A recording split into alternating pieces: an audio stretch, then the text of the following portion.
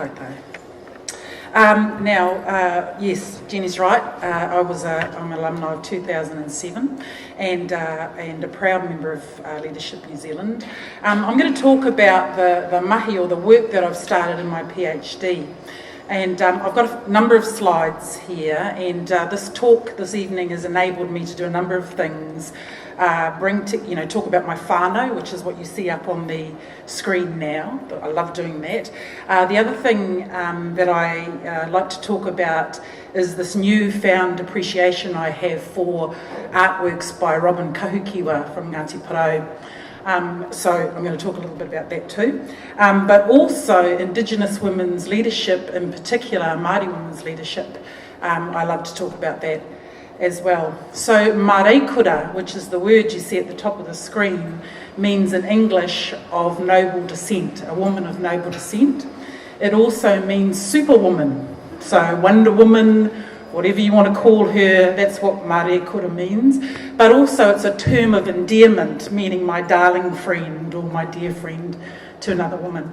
The pictures you see in front of you are my mareikura, women who have handed down their leadership skills and have made me what I am today.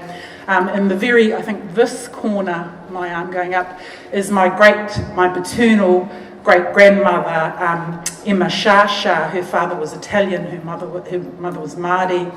And next to her is Aira Ngāroimata, who I'm named after. Very, very resourceful women. Below them, my maternal grandmother, but in the middle is my mum with the spotted dress on.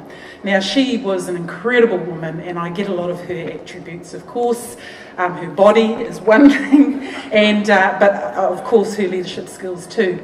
But over to the side, where it gets a bit younger, I only have 3 nieces. The boys in our whānau far outnumber the girls, but already you can see signs of leadership there. My little niece who's holding up her medal, I think she won that at cross country or something like that, but already we're seeing that happen. And of course my sister's got the glasses on next to my other niece, and so on. So these women have really shaped me as a leader.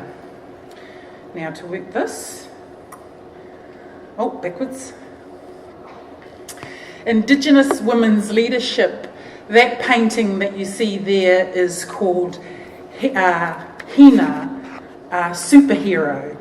And if you can see it, it's not very clear, I know, but if you can see it, she's holding a baby in one arm and a patu in the other. She's well dressed, as you can see, in all her finery, and self-determination is in the background. Tariana Turia said that if the women are cherished, then the family will have wellness. In turn, the communities will be strong. Thus, the beauty of the tribe will be seen. So that's Hina, superhero. What stands in the way of that for us? Poverty stands in the way of that. Unfortunately, you can't see the words. There are a number of things there, but in particular for our tamariki, just over half of the 200,000 Aotea New Zealand children are below the poverty line. Just over half of them are from Māori and Pacifica descent. Although I don't speak for Pacifica, those numbers are quite significant. But the picture you see next to those words are Ranginui and Papatuanuku. And if you can see Papatuanuku, she's holding a baby to her breast. That baby is Ruamuko. And legend has it that when the two were separated, Papatuanuku, too sad to look at her partner, turned inwards and took Ruamuko with her. So what happened to that for us? What happened to that nurturing, that abundance? Yeah? Violence and abuse. Māori women identified as one of the groups most at risk of being victimised and repeat victims. Robin Kahukiwa's whānau too. Mother, whānau, father, tamariki. And if you can see to your, I think it's your right, I'll get confused, the woman has a child beneath her. The importance of tamariki in our leadership.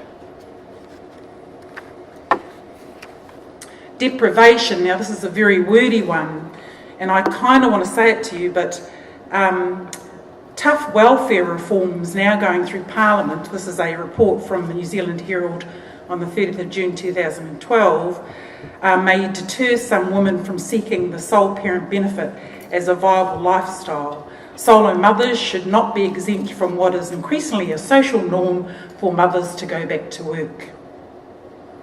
The priority for Māori should be stopping the flow of young Māori into the welfare system. Crucial to solving dependence and all the attendant problems is preventing more young girls from entering the system that traps them. That means discouraging them from getting pregnant in the first place. That was a report from the Business Roundtable on Māori welfare in 2009. Welfare reform in 2012, government introduced 2 reforms. One, if you were a woman alone on the domestic purposes benefit, you were expected to actively seek full or part-time work and accept any suitable job. The second one, a special needs grant of $500 for long-acting reversible contraception, including contraceptive implants, intrauterine devices, Depo-Provera injections. So the state was offering free birth control. The picture you see up there, hapu in a red dress, depicts how we look at our mothers. Beautiful.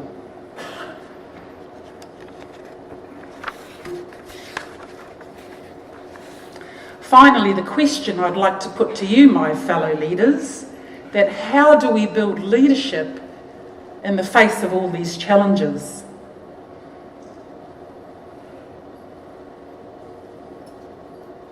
Nō reira, tēnā koutou, tēnā koutou, tēnā koutou katoa.